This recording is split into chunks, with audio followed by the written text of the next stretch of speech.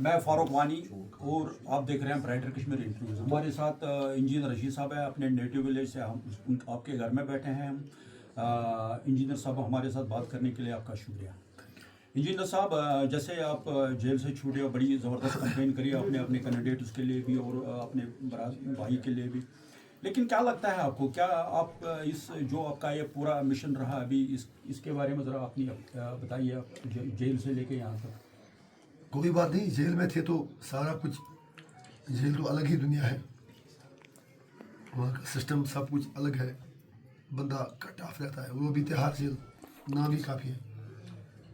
तो यहाँ आके अपने लोगों में आके सीधी बात है कि अपने सारे इमोशंस, जज्बात उभर कर आए, लगा कि जैसे सदियों बाद अपनों को देखा।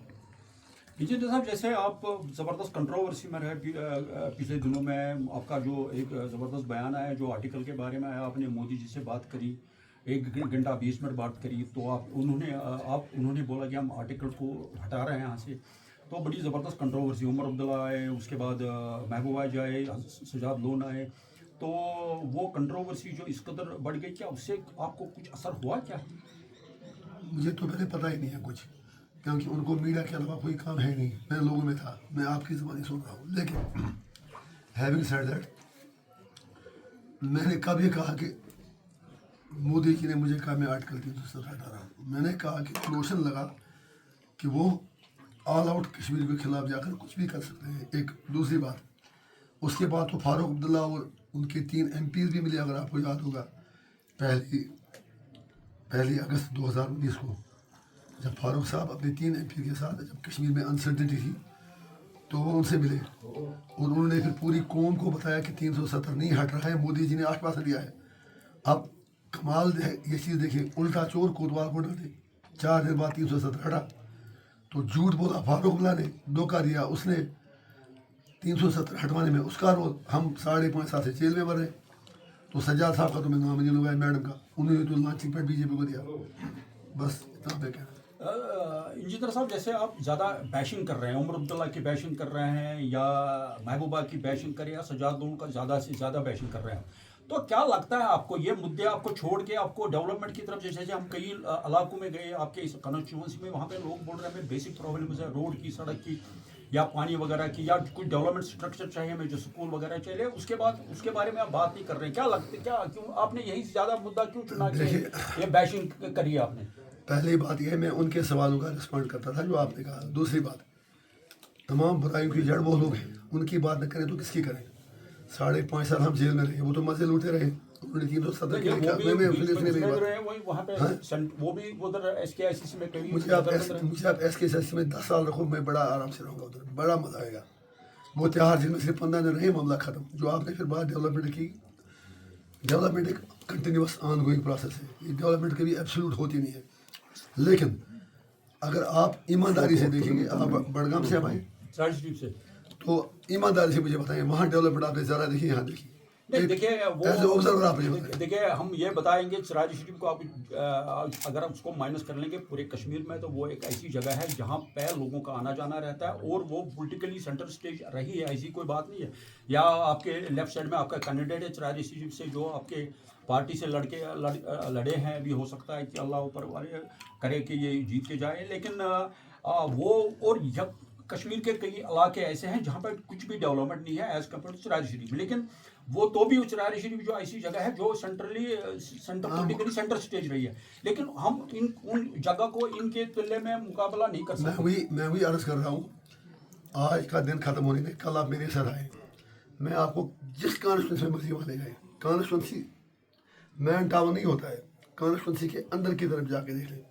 मैं आपको दावे से कह सकता हूँ, जितनी डेवलपमेंट हमने 11 साल में की, वो कश्मीर में किसी भी कॉन्स्टिट्यूंसी में कम से कम मेरे 11 साल में नहीं भी, जो मैंने देखा। आगे बढ़े। इंजीनियर साहब, क्या लगता है आपके जितने भी कैंडिडेट्स, मतलब आपने बहुत तादाद में कैंडिडेट्स इलेक्शन में आपके लड़ रहे हैं या उनको आपने मैंडेट दिया है, तो क्या लगता है, कहीं आपको ये लगता है कि मैंने ज्यादती के लिए ज़्यादा कैंडिडेटों को उठाया है यहाँ पे इलेक्शन में? नहीं, देखिए मैं तो जेल में था जिस वक्त, पहले 2 फेज़ के फार्म जब तक भरे गए, मैं यहाँ था ही नहीं, मैं जेल में था। मेरे साथियों ने मिलजुल के एक्टिविस्ट फार्म भर लिए, और ये देखने के लिए कि लोगों का मूड चेक करें। और जब मैं छूटा तो माहौल बहुत ही अच्छा लगा, हमारे लिए इम्पोर्टेंट है कि अपनी बात लोगों तक पहुँचाना। इस इलेक्शन के ज़रिए हम अपनी बात पूरे कश्मीर में पहुँचाने में कामयाब रही है। जो 15 दिन की मैंने कंपेन की, मुझे यकीन है कि मैं अगर काश 10-15 दिन और होते, 8-10 दिन ही होते, तो यहाँ की सियासत का नक्शा चेंज कर दे। शुक्रिया। ये इंजीनियर साहब बस लास्ट क्वेश्चन में, जैसे आप मतलब जब से आपने पॉलिटिक्स ज्वाइन करी है, जैसे आपने हमेशा आप ख़ानदानी राज के खिलाफ रहे, लेकिन आप खुद अपने भाई को उठा रहे हैं अपनी जगह पे, तो उसको यहाँ पे लोग बोल रहे हैं कि अब ये भी ख़ानदानी मतलब डायनास्टी को प्रमोट कर रहे हैं। मैंने हमेशा कहा है कि जिसमें जो सलाहियत है वो उस फील्ड में काम करें। एक दूसरी बात, जो लोग ऐसा कह रहे हैं उन्हें ये पूछे 5.5 साल इंजीनियर रशीद जेल में रहा, क्या एक बार भी उनमें से किसी ने मेरे घर वालों की खबर ली? क्या एक बार किसी ने मेरा नाम लेने का गवारा भी किया? आज उनको इंजीनियर रशीद की याद इतनी अचानक कहाँ से आ गई? दूसरी बात, नहीं, जब फिगर बनता है सर, तो मैं उसके हाँ लिए कोई बात, पब्लिक अरे फिगर जनाब, बनता है तो उसको मैं विद ऑल ह्यूमिलिटी में आपका सवाल दे रहा हूँ। जस्ट वो पब्लिक फिगर की भी बात मान रहा हूँ। ये परेशानी उमर अब्दुल्ला और सजाद को ज़्यादा है, क्योंकि खुद खानदानी गद्दार हैं, खानदानी राज नहीं, मुझे माफ़ करना। तो उसके बाद मेरे भाई के इलेक्शन लड़ने का फैसला, मैं जेल में था, इलेक्शन नोटिफिकेशन निकला था। अभी आपका अगला सवाल होगा कि वो कहते हैं बीजेपी से मिला हुआ है। मैं पहले ही जवाब देता हूँ, अगर ऐसा होता फिर मैं कम से कम 15-20 दिन, 1 महीना पहले छूट जाता। मैंने किया क्या था, मुझे मौका ही नहीं मिला कैंडिडेट सेलेक्ट करने का। तो यहाँ का फैसला भी पार्टी के साथियों ने किया। फिर मुझे त्योहार में 3-4 महीने मिल आए, उन्होंने कहा कि हमारा फैसला है, तमाम फैक्टर्स को सामने रख कर के खुर्शी साहब को उठाया जाए। So I had no options but to abide by them. अच्छा, before we conclude our this conversation, engineer साहब, so I am just asking you a last question. As a Kashmiri, as a common citizen of the Kashmir, as a local of this area and this constituency, what is your view regarding your this profile and other related? How you are seeing this election? ये election एक मौका है, मुख्तलिफ इसलिए है कि आज आप देख रहे हैं सारा नेशनल मीडिया, इंटरनेशनल मीडिया, अभी कोई मुझे डिप्लोमेट्स तक को यहाँ लाया जा रहा है देखने के लिए कि यहाँ सब कुछ ठीक है। मैं लोगों से यही कहूँगा, 6 बजे तक आपके पास मौका है वोट डालने से पहले तक। मीडिया भी आपके पीछे है, पॉलिटिकल पार्टीज भी हैं। डेलीगेशन तो पहले भी आई ना, मैं सर फॉरेन डेलीगेशन जो आई है, डिप्लोमेट जब श्रीनगर आई होंगी, लेकिन वो तब आती है जब नई दिल्ली को, दुनिया को दिखाना हो कि कश्मीर में सब कुछ बल्ले बल्ले है। तो मौका है लोगों को वोट देने का आज। इस वोट के ज़रिए वो दुनिया तक 140 करोड़ हिंदुस्तान के लोगों तक अपनी बात पहुंचा सकते हैं कि उनके साथ इंसाफ होना चाहिए, कश्मीर का मसला हल होना चाहिए।